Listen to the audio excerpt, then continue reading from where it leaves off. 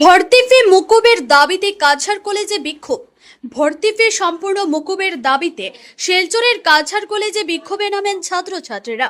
সোমবার কলেজের প্রধান ফটকের সামনে প্লেকার্ড হাতে তারা প্রতিবাদ জানান। তাদের অভিযোগ, ভর্তি ও বেগপ্রাপ্ত শিক্ষার্থীদের উপর আরোপিত ফি অনেক পরিবারের পক্ষে বহন করা কঠিন। শিক্ষার্থীদের দাবি, অর্থের অভাবে কোনো পড়ুয়ার পড়াশোনা যেন বন্ধ না হয়, তাই ভর্তি ফি সম্পূর্ণ মকুব ও অতিরিক্ত ফি প্রত্যাহার করতে হবে। আন্দোলনকারীরা হুঁশিয়ারি দিয়েছেন, দাবি না মানলে আগামী দিনে বৃহত্তর আন্দোলন গড়ে তোলা হবে।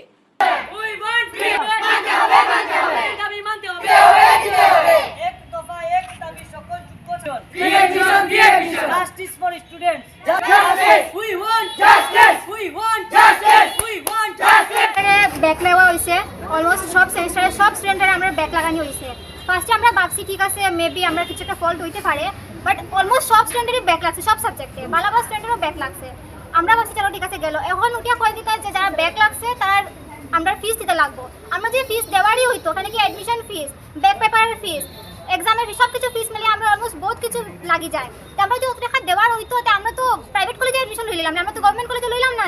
এখন আমরা যদি টাকা যদি মানে আমরা টাকা লাগিয়ে যদি আমরা এডুকেশন আটকি যায়, এটা তো কিছু বিও নাই না, মানে কিছু সেন্স বনে না। দাবি কি তোমাদের? আমার দাবি হলো যে আমরা ফ্রি ওভার স্কিমটা লাগে প্লাস আমরা নিযুক্ত মিনা লাগে, খালি কি তারা সব কিছু উঠে বসে আমরা ব্যাক লাগবো, তারা আমরা টাকাও দিতে লাগবো, নিযুক্ত মিনা হয়তো কিছু হয়তো আমাদের ভাই আমরা কি তাহলে ফরিয়া দিতে লাগে গভর্নমেন্ট কলেজে। আমরা নমস্কার, আমার নাম বৈশালী রাজওয়ার, আমি Cachar college student, third semester student.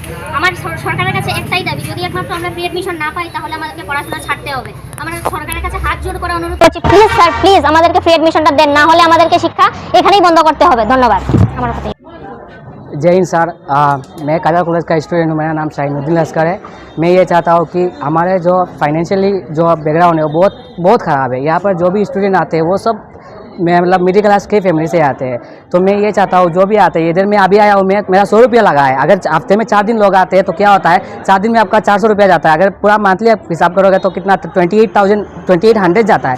तो मैं ये चाहता हूँ कि हम लोग मिडिल क्लास के फैमिली इतना एफोर्ड नहीं कर पाते हैं। तो मैं ये रिक्वेस्ट करना चाहता हूँ हमारे एजुकेशन मिनिस्टर से कि प्लीज़ ये फी वेवर लागू करिए आप, क्योंकि अगर लागू नहीं करेंगे तो हम लोग पढ़ाई छोड़ना पड़ेगा हम लोगों के पास कोई ऑप्शन भी नहीं है। हम लोग कोई दूसरा काम भी नहीं करते, लोग इनकम दूसरा इनकम भी करते हैं, हम लोग ये भी नहीं कर पाते हैं। तो प्लीज़ सर, प्लीज़ रिक्वेस्ट कर रहे हैं कि आप प्लीज़ স্টুডেন্ট আমি মানে সবরে এখান জানাতে চাই কি দেখো আমরা সবারও ফিনান্সিয়াল স্টেটাস সবারও ভালাই নাই জানি, তো আমরা এই ফিনান্সিয়াল ক্রাইসিসের লাগি আমরা এডুকেশনটা যাতে স্টপ হয় না, আমরা আমরা এডুকেশন মিনিস্টার রনজ পেটুর কাছে আমরা একটা রিকোয়েস্ট করতে চাই কি যে আমরা যেটা এডুকেশনটা আছে এটা স্টপ যাতে না হয়, আমরা সবে এডুকেশনটা পাই।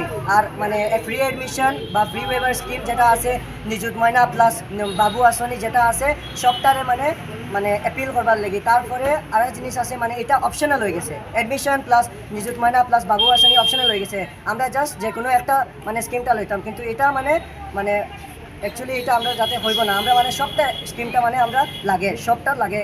অ্যাকচুয়ালি 2025 অবধি সব স্কিম অ্যাপিল করা হয়েছে। আফটার 2026 এরাইভ সব স্কিমটা বাতিল করা হয়ে গেছে, জাস্ট 1-2টা স্কিম অপশনালি রাখা।